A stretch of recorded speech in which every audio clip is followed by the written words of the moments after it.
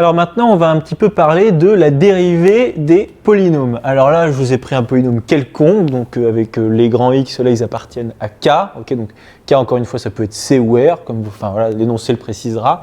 Et vos coefficients, encore une fois, chacun, là, ils appartiennent aussi à K, chacun. Donc ça peut être des réels ou des complexes, mais qui sont fixés. Okay. Donc P, c'est A0 plus A1x plus A2k, etc. Bon, c'est un polynôme quelconque. Et donc, pour condenser un petit peu l'écriture, c'est tout simplement la somme des AKX puissance K pour K allant de 0 jusqu'à N.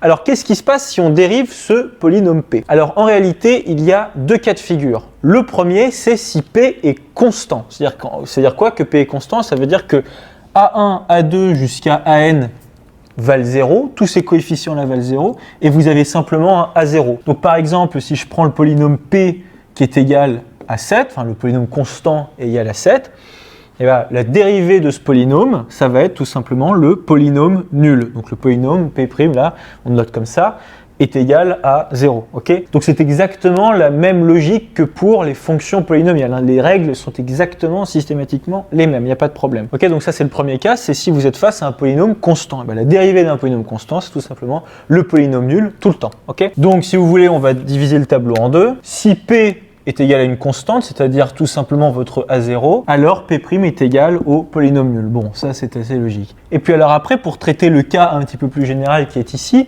eh bien, ce cas-là, c'est quoi? C'est quand le degré de P est supérieur ou égal à 1. Parce que N, là, il peut très bien être égal à 1. Je peux très bien avoir un polynôme du style genre A0 plus A1x. Voilà, je peux aussi avoir A0 plus 1x plus A2x2, etc. Je peux avoir tout ça. En réalité, je veux tous les autres cas sauf celui-là. Parce que ça, en réalité, c'est un cas vraiment à part. Okay, c'est si jamais j'ai juste une constante. Et qu'est-ce que c'est que tous les autres cas à part la constante? C'est tout simplement si le degré de P est supérieur ou égal à 1. Donc l'autre cas, qui regroupe tous les cas de figure qui sont ici, excepté celui-là, c'est qu'est-ce qui se passe si le degré de P est supérieur ou égal à 1. Donc P, encore une fois, là, on considère que c'est lui. Là. Alors je vais le réécrire, mais je vais réécrire cette écriture-là, même si elle est un petit peu plus longue, je pense qu'elle est nécessaire pour bien comprendre ce qui va se passer. Donc là, j'ai recopié à peu de choses près, oui, P. Et maintenant, qu'est-ce qui se passe si on le dérive? Normalement, vous connaissez la loi de dérivation pour des fonctions polynomiales. C'est exactement la même chose pour des polynômes tout court. Donc, P', qu'est-ce que ça va être? Alors, la constante, elle vire, même pas besoin de l'écrire, ça donne 0. Là, le x, ça va donner un 1. Le A1, je le garde puisqu'il est en facteur, donc ça va me donner A1. Ok, fois x, ça me donne 1. Plus, alors ici, j'ai A2. Là, vous vous souvenez, la puissance, on l'a fait passer ici, donc ça va vous donner A2 fois 2 puissance x. Ok, vous dérivez ça, ça vous donne bien ça. Ici, si vous dérivez tout ça, ça va vous donner A3 fois 3 fois x au carré, plus etc., etc. Vous faites le même procédé pour chacune des puissances de x avec vos coefficients devant.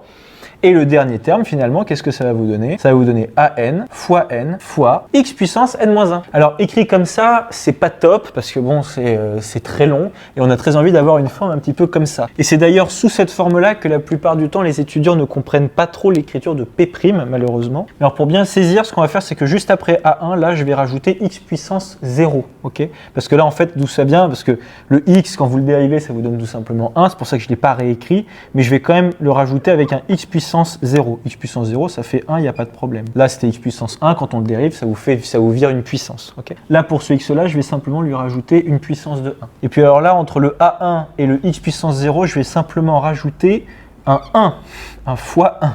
Alors pourquoi est-ce que je fais ça? C'est parce que normalement, quand on dérive un x, là, enfin une puissance de x, là, normalement, vous avez x puissance 1, le 1, il vient se mettre ici, et là, ça vous donne puissance 0. Donc, normalement, vous n'écrivez pas le 1 ni le x puissance 0, ça n'a pas d'intérêt. Bon, je l'écris quand même pour que vous puissiez voir la logique qui se passe quand vous passez d'un terme à un autre. Donc là, si on regarde un petit peu, si je veux tout remettre sous la forme d'une somme, donc un sigma, là, déjà, je vais avoir mes AK, puisque j'ai A1, A2, A3, etc., jusqu'à AN. Okay, donc j'ai bien mes AK. Mais attention, cette fois-ci, contrairement à ici, là, vous êtes d'accord, là, j'avais tous mes AK, mais je partais de 0 et j'allais jusqu'à n avec P. C'est pour ça que le K de cette somme-là, il commence à 0 et il va jusqu'à n. Ici, là, mes AK, il ne commence pas à 0, il commence à 1, parce qu'on a viré le A0. Donc le K ici va commencer à 1, vous voyez, pour A1, et il va aller jusqu'à n, qui est mon dernier terme. Okay. Ensuite, on voit que comparé à ici, il y a quelque chose qu'on a rajouté entre guillemets, c'est ces termes-là, là, le 1, le 2, le 3, ensuite bien sûr il y aurait 4, et jusqu'à ici il y a un n. D'où est-ce qu'ils viennent ces 1, 2, 3, 4 jusqu'à n? Ils viennent tout simplement du procédé de dérivation des puissances, des fonctions puissances. Là, c'est-à-dire que quand vous dérivez x au carré, ça va vous donner 2x. Quand vous dérivez x puissance 3, ça vous donne 3x au carré. Et vous voyez que ce 1, 2, 3 jusqu'à n, ils suivent exactement le même échelonnage que vos AK. Vous voyez, là, vous avez A1 fois 1, ensuite, là, vous allez avoir A2 fois 2, etc. Donc, il vous suffit simplement d'écrire là, fois K. Les AK fois K, là vous êtes d'accord, quand K vaut 1, j'ai bien 1 là. Quand K vaut 2, je vais bien avoir 2, etc. etc. Et ensuite, qu'est-ce qu'il vous faut? Vous avez un troisième terme à chaque fois, c'est les puissance de x. Alors on les écrit, x puissance, mais puissance combien? Est-ce que c'est puissance k? Si je note ça, est-ce que c'est juste? Bah, pas vraiment, parce que k, on a dit qu'il commençait à 1, parce que là on a A1, là on a A2, etc. jusqu'à AN. Là, le k qui est ici, il est bon parce que je commence bien 1, 2, 3, 4 jusqu'à n. Là, je ne vais pas avoir puissance k. Pourquoi? Parce que si jamais, pour mon premier terme, sinon ça me donnerait A1 fois 1 fois x puissance 1. Mais mon x puissance 1, il est là, il est juste après le A2 fois 2. Et si on s'intéresse de près à chacun des termes, on se rend compte d'une chose, c'est qu'en réalité, la puissance qui est attribuée à chacun des x, elle est juste une unité en dessous de vos AK fois k.